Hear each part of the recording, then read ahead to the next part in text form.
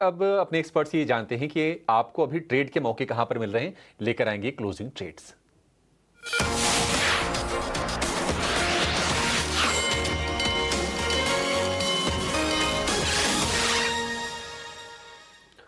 तुम्हारे दोनों के दोनों एक्सपर्ट तैयार हैं। ओशो, गुड आफ्टरनून, बहुत शुक्रिया आपका समय देने के लिए। कुणाल जी, आपका बहुत शुक्रिया।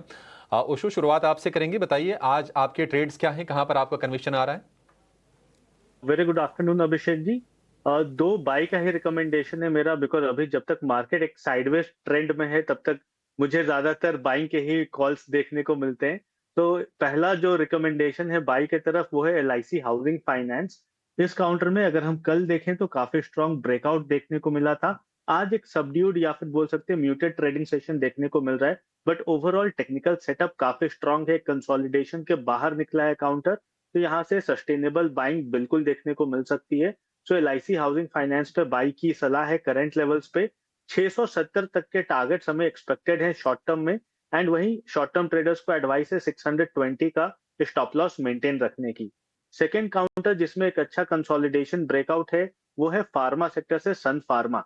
सन फार्मा में अगर हम देखें पिछले 2 दिनों में काफी स्ट्रॉन्ग पॉजिटिव ट्रैक्शन देखने को मिला था। कल वापस से अपने नेकलाइन को रीटेस्ट करते हुए दिखाई दे रहा है। एंड आज वापस से सबड्यूड मूवमेंट पे, तो मुझे लगता है नेकलाइन को रीटेस्ट कर रहा है काउंटर। एंड यहाँ से हायर लेवल्स की तैयारी हो सकती है।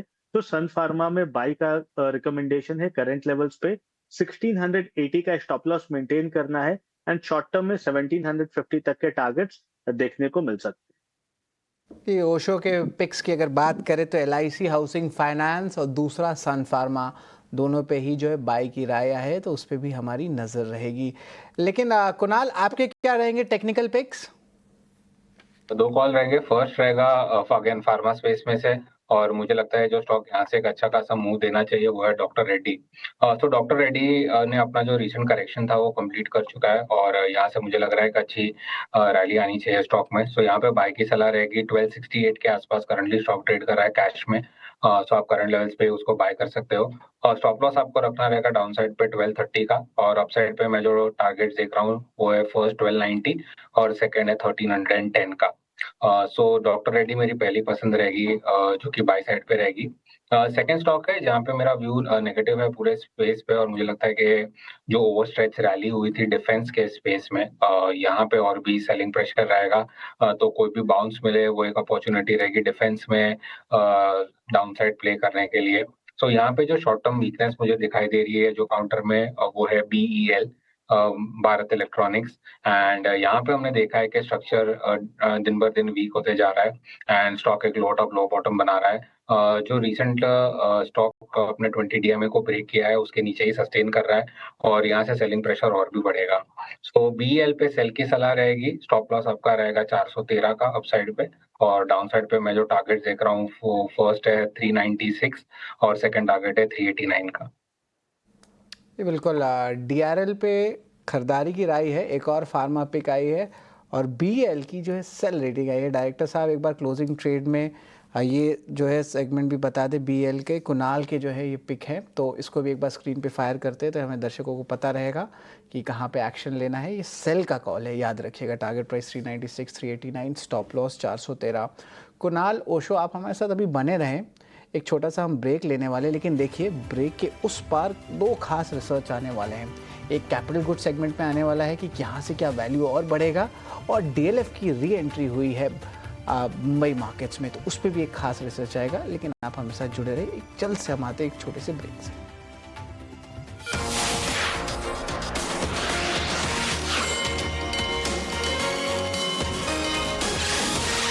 वो हो गई है करीब 300 अंकों के आसपास की, और जो लेवल्स हम देख रहे हैं 56,870 के हैं।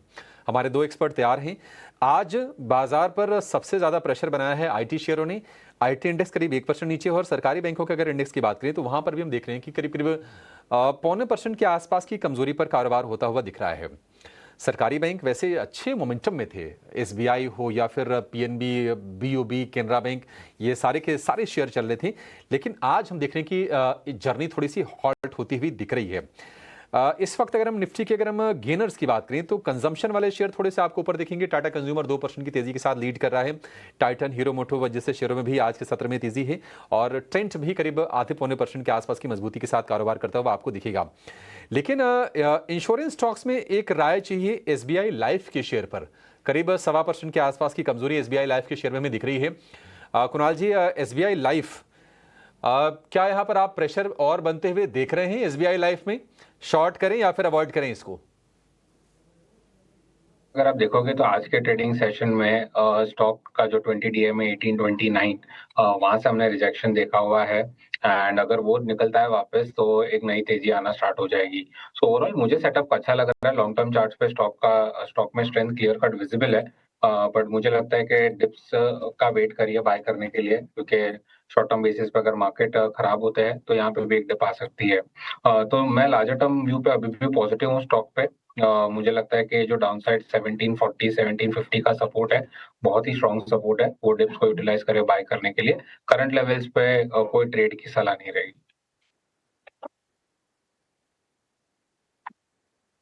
सर पर कोई ट्रेड की सलाह नहीं है। एक शेयर जो आज चल रहा है और वो है महानगर गैस। 5-6 सत्र हमने देखा कि शेयर ये कंसोलिडेट किया, लेकिन आज जो शुरुआती जो गेंस बनाए हैं उसको गंवाया नहीं शेयर ने, बल्कि इस वक्त ये जो शेयर है डे हाई के आसपास ही है। करीब करीब 3.25% के आसपास की तेजी शेयर में दिख रही है। ओशो जी, एमजीएल कोई ट्रेड आपके हिसाब से बन रहा है? क्या लग रहा है, चलने के लिए तैयार है ये? यस, ओवरऑल ट्रेंड काफी पॉजिटिव है एमजीएल का। अगर हम देखें, प्रीवियसली जब ब्रेकआउट आया था नियरली 1440 के आसपास, उसके बाद से काउंटर ने 2 हफ्ते का ब्रीदर लिया है एंड वापस से बाइंग ट्रैक्शन आई है and buying traction volume based है। तो मुझे लगता है यहाँ से एक अच्छा खरीदारी का अपॉर्चुनिटी मिल सकता है काउंटर में। हायर लेवल्स पे जो पहला पड़ाव रहेगा या पहला रेजिस्टेंस है वो अप्रोक्सीमेटली 1545 के आसपास है। बट अगर इसे ब्रेक थ्रू करता है तो हमें हायर हाइस के पैटर्न बनते हुए दिखाई देंगे एंड जिसका नेक्स्ट टारगेट नियरली 1580 से 1600 के आसपास शॉर्ट टर्म में या इमीडिएट टर्म्स में देखने को मिल सकते हैं। तो ओवरऑल ट्रेंड काफी पॉजिटिव है एंड करंट लेवल्स पे बाई की राय इस काउंटर में बनते हुए दिखाई दे रही है। ये बिल्कुल एमजीएल पे जो है बाई की जो राइटिंग है, लेकिन एक बार टारगेट प्राइस भी बता दें ओशो, ये क्या रहेगा एमजीएल का स्टॉप लॉस? सबसे पहला टारगेट है 1545 का। अगर 1545 ब्रेक थ्रू करता है तो 1580 तक के टारगेट्स हमें बिल्कुल ही शॉर्ट टर्म में देखने को मिल सकते हैं एंड हमें इसका स्ट्रिक्ट स्टॉप लॉस मेंटेन करना है 1490 पे। स्टॉप लॉस रहेगा 1490, टारगेट प्राइस रहेगा 1580। डायरेक्टर साहब, बाय रेटिंग है, ओशो की कॉल है, ज़रा ये प्लेट ज़रूर फायर करें। अभी करंटली देखिए 1520 लेवल्स पे जो है एमजीएल की ट्रेड हो रही है। कुणाल, रियल्टी स्पेस में भी देखिए बहुत अच्छी मोमेंटम देखने मिल रही है। निफ्टी रियल्टी के स्टॉक्स में देखें तो यहाँ पे अच्छी बाइंग आ रही है। कुछ टेक्निकली साउंड स्टॉक्स लग रहे हैं जहाँ पे आपको लगता है पोजिशनली अभी भी एक अच्छी रैली देखने मिल सकती है, या कोई मुंबई बेस्ड डेवलपर का कोई कंपनी है जहाँ पे आपकी नज़र है? तो आप बताएं रियल्टी पैक में आपका फेवरेट कौन सा है? I think couple of stocks है जो मेरे रडार में है। एक तो रहेगा जो डेफिनेटली एक आउट परफॉर्मर रहा है, प्रेस्टीज। यहाँ पे हमने वापस आज के ट्रेडिंग सेशन में एक ब्रेकआउट देखा है, तो मुझे लगता है कि स्ट्रॉन्ग मोमेंटम कंटिन्यू रहना चाहिए। 1700 एक अभी स्ट्रॉन्ग सपोर्ट बन गया डाउन साइड पे, तो वही स्टॉप लॉस रख के काम करिए।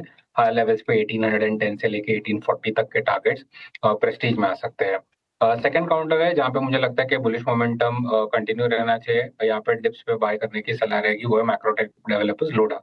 1405 1410 ये एक अच्छा डिमांड जोन है। अगर वो लेवल्स पे आता है तो वापस बाय करने की सलाह रहेगी। वहां से स्टॉक वापस आपको 1460 तक के लेवल्स बता सकता है। सो लोडा पे बाय ऑन डिप्स की स्ट्रेटेजी है। प्रेस्टीज को आप करंट लेवल से भी बाय कर सकते हैं। मैक्रोटेक डेवलपर्स पे भी जो है नज़र है और प्रेस्टीज एस्टेट्स, दोनों सेगमेंट्स पे भी नज़र है। और इस पे एक खास रिसर्च एक रियल्टी कंपनी में थोड़ी देर में हम आपके पास लेके आने